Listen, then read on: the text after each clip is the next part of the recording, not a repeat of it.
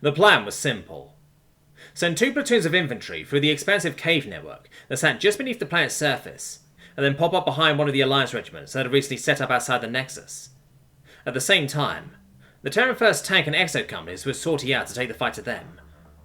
Caught out in the open ground outside the mining Nexus where the tanks held the advantage, the Adixi regiment would be pincered between the 2 forces and destroyed, or otherwise rendered combat inoperable, at which point both attacking forces would retreat before the other 2 Alliance regiments that maintained the current cordon around the Nexus were able to arrive to intervene. A simple plan that had so many points of failure that Jason genuinely wondered how it hadn't been shot down in the briefing room.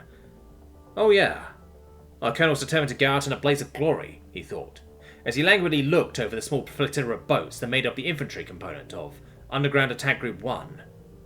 Which seemed a fairly ridiculous title to him, given that Underground Attack Group 1 was the only underground attack group.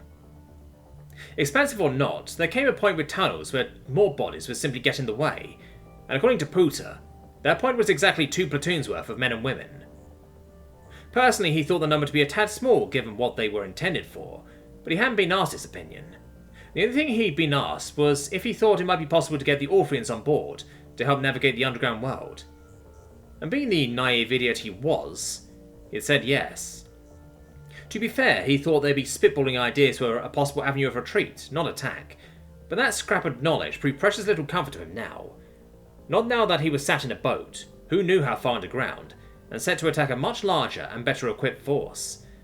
Oh yeah, and I'll probably be responsible for getting those Orphean guys we brought with us killed, he thought grimly, because some higher power thought it would be deliciously ironic for me to be responsible for getting them killed, in a war that has nothing to do with them, while I in turn am about to be killed in an alien war that I have nothing to do with.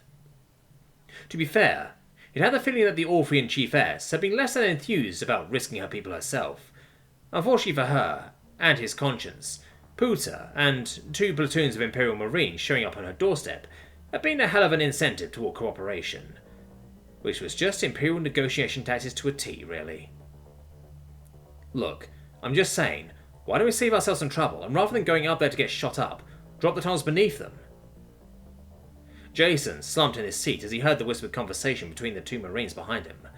Both women. Human, too. Look, have you ever seen an Alliance APC? The second one responded. They float. So do the Exos. The only thing that doesn't float is the infantry, and to be frank, they aren't worth the effort for us to even attempt to drop them in a hole. If they aren't in the APCs, chances are they'll be too spread out for us to get enough of them. So we're stuck doing this the old-fashioned way, the first muttered. The second just laughed. Fuck me, girl, I thought you were Vietnamese. You guys are supposed to live for this tunnel fighting shit.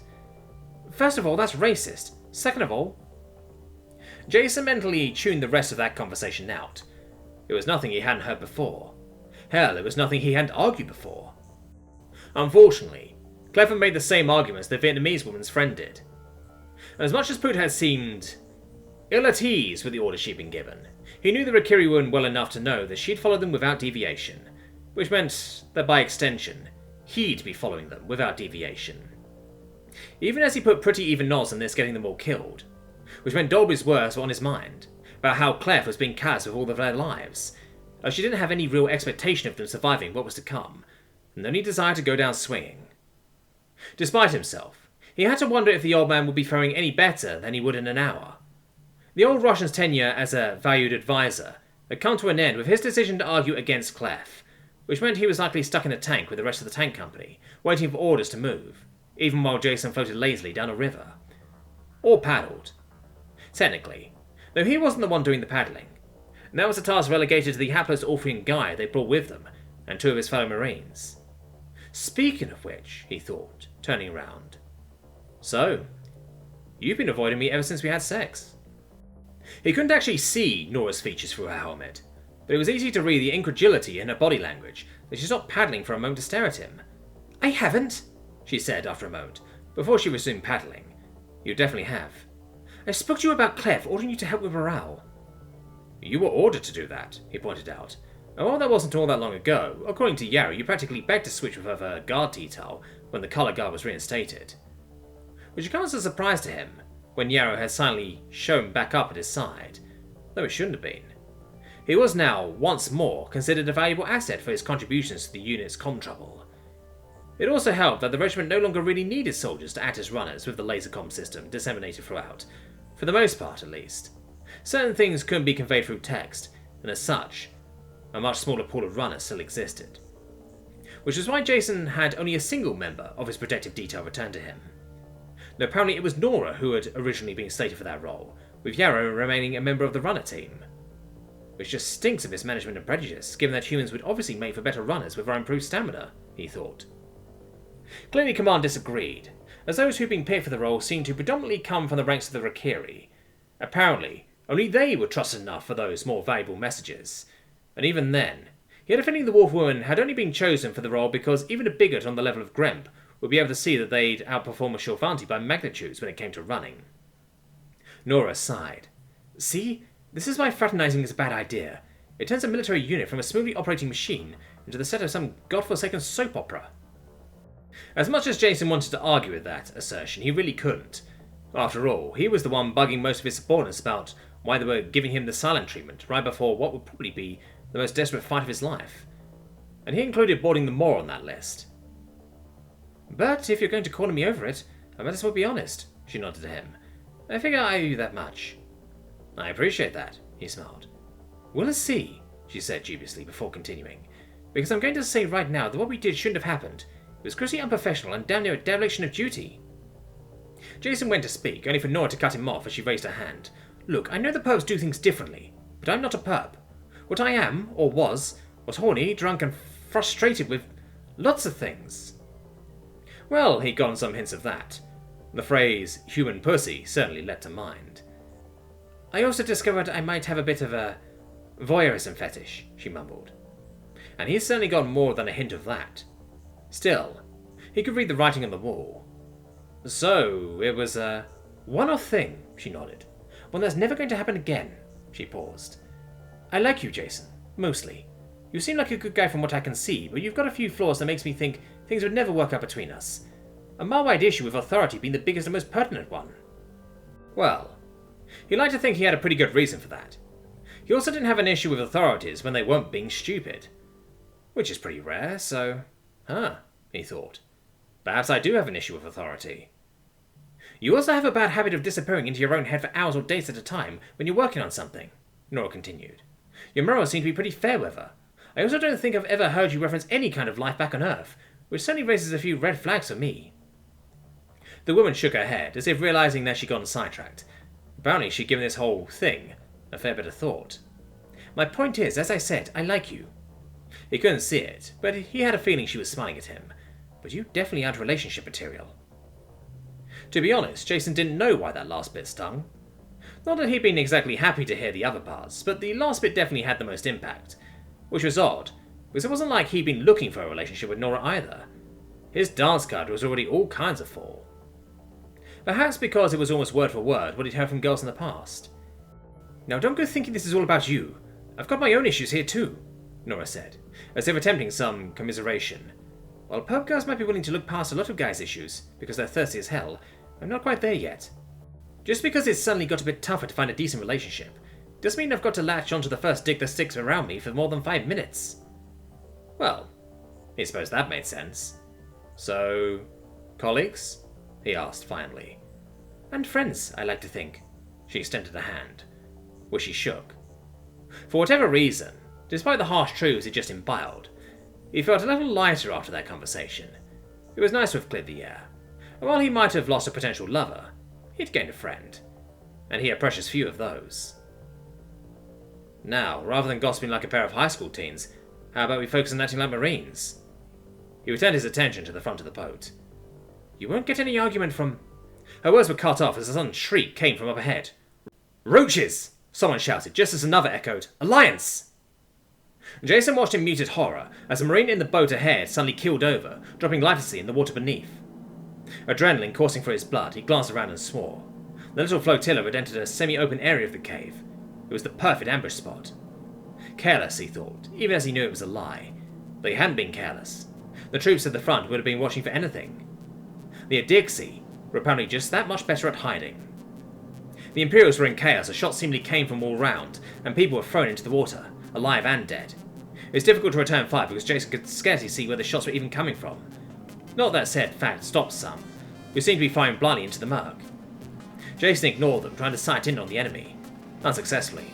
Thermal was no use, nor was night vision. He was picking up nothing. How, though? He thought frantically. Even if the Adixi had some way to hide their body heat, their gun should have started running hot the moment they opened fire. Eventually, though, his Mark I eyeball's eyes noticed a sort of blur near a distant stalagmite. He fired on it, and was rewarded with an explosion of sparks. A black patch seemed to form out of thin air before it, and the blow it was attached to dipped beneath the water. Active camouflage, he thought incredulously. We're fighting the fucking Predator. Though that little trick still failed to explain why their fucking guns weren't showing up on thermal. Though he quickly got an answer to that. Fuck! Nora shouted, gripping her arm, from which jutted a thin metal bolt. The Adixi were using bolt throwers, likely some kind of gas mechanism, and the projectiles were clearly travelling slow enough to penetrate clean through the Imperial's flimsy synth fabric armour. Jason swore, even as he reached out an arm to keep his friend from toppling out of the boat. Use the boats as cover, he shouted. The shots can't penetrate. As if to give credence to his theory, he felt more than heard something thunk against the side of the boat, a small barbed tip sprouting out of the inside of the wood. He glanced up, noticing just how reduced the flotilla's numbers were from less than a minute ago. Plenty of corpses floated in the water, human, shill and Rakiri alike. It seemed that they tried to make a break for the nearest stalagmites, seeing the boats as more than tempting targets, which would have been true for regular weaponry. Fortunately for him and the other indecisives, that wasn't the case this time. Pooter! He shouted, trying to get a read on the flotilla's commander, even as he set more shots into the murky distance. Even if he was missing more often than not, he figured the steam kicking up from stray shots hitting the water could only aid them. She's dead! A spicy young voice called back, panic clear in their Italian accented shill. Lieutenant Kresh, he shouted back. Dead! McAvoy! This time another voice called out. She's dead too! Jason swore, because of course the enemy had started with the leadership. Or perhaps just the aliens. Given it was more often than not the same thing, and they'd probably known that. It was a little surreal to realise that he was only likely still alive because as a human he was low priority. Also, Pooter was dead? Just like that? Champion! What? He shouted back, though he needn't, given that Nora was the one who'd spoken and she was right next to him. You're in charge now, the woman said through what sounded like gritted teeth, gripping her bleeding limb. Fuck. Fall back! Fall back! He was shouting the words before the full import of what Nora had just said even registered. Use the boats as cover! Not that it mattered. The mission was a wash. Retreat was the only viable option. It was an order the survivors were more than happy to obey, paddling with their gunstocks or pushing the boats if they were out of them. In short order, the flotilla started moving back to the entrance of the cavern. Unfortunately for the Imperials, the Adixi weren't content to just let them leave. While Jason struggled to make out the outline of their enemy in the dark, he could see the water they displaced as they started swimming after them, at least at first. Then they submerged, and he could see nothing. He just knew they were coming towards him. And given the sudden wave of pain-filled cries by unfortunate water-based marines, they were still perfectly capable of firing their harpoons underwater, where a laser weapon would be near useless. Get into the boats, he shouted. Focus on paddling. He reached out to help a nearby figure into his boat, only to rapidly retract the offered hand as what he now realised was a corpse was pulled under by an eerily familiar shape. Please tell me that wasn't a gator shark? Nora hissed, from where she was perched, attempting to paddle one-handed. It wasn't a gator shark, Jason lied, as he pulled another marine into the boat. Though, that did give him an idea. Glancing around, he could see that already most of what few soldiers remained had put his words to action and was safely aboard their boats. Which was good, because while the arriving aquatic predators seemed more interested in corpses than live prey, he didn't doubt that one might take an opportunistic bite if a wounded marine brushed against them. It was enough to make him wonder if the creatures were more like vultures than tree predators. He also had to wonder how the Adixi were avoiding them, underwater as they were. They might just be swimming under them, given the creatures seemed to float close to the surface, he thought. Well, let's see if we can put a stop to that, he murmured, drawing a bead on a nearby figure as he snapped on the Rakiri corpse. Nora, you better tell people to row like hell when I give the signal, he shouted. I'm already rowing like hell, the Norwegian woman shot back. And what signal? You'll see it, he murmured, as he slowly pulled the trigger. The side of the creature exploded, along with a good chunk of the water around it, as all the molecules in the affected area were instantly turned to steam. It barely made a sound, before simply going limp in the water. Jason held his breath, listening over the sound of frantic paddling and the occasional wet crunch of feasting animals. Nothing happened, though. Was that it? Nora asked. Then everything seemed to explode at once, as a fairly sedate feeding frenzy turned into an orgy of violence as the creatures turned on the closest object and savaged it fiercely. Be that a corpse, a fellow gator shark, or in a Dixie. As evidenced by the way he watched one of the shark women appear from the frothy turf like something out of Jaws. Her active camo had clearly shorted out, and she was flailing madly at the subterranean animals that had its jaws locked around her midsection. Then she was pulled under again, down into the chaotic thrashing water. He didn't want to imagine what madness was going on beneath the surface, nor did he much care. All that mattered was that he'd bought some time. Keep rowing, he instructed to his fellow Imperials, some of whom had stopped rowing in favour of staring at the carnage behind them, or him. Still, his instructions seemed to zap them from their inaction as they started rowing again with renewed enthusiasm. Jason finally let out a small sigh of relief as he slumped down into the boat from his half-standing position. Of course, he didn't let his moment of rest last too long. He wanted out of here just as much, if not more, than anyone else, which is why he started to reach for a nearby oar, only to stop as he felt an odd twinge in his arm. Glancing down, he was more than a little surprised to see not one, but two barbs sticking out of his arm, one near the shoulder, the other right through his forearm. Oh, he murmured, feeling a little faint. I think I'll be rowing one-handed then. Naturally, he didn't bleed too much on the way back. While the Simpsons were next to useless in defending against the new weapons the Dixie were using, they were quite effective at dealing with the results. Specifically, turning around the punctures in the suit to keep airborne bacteria out, and perhaps more importantly, keep blood in. Of course, that didn't keep him from being rather preoccupied by the presence of his new piercings, which was perhaps why he didn't notice the odd looks he was receiving from his fellow survivors, or the whispered conversations that accompanied them.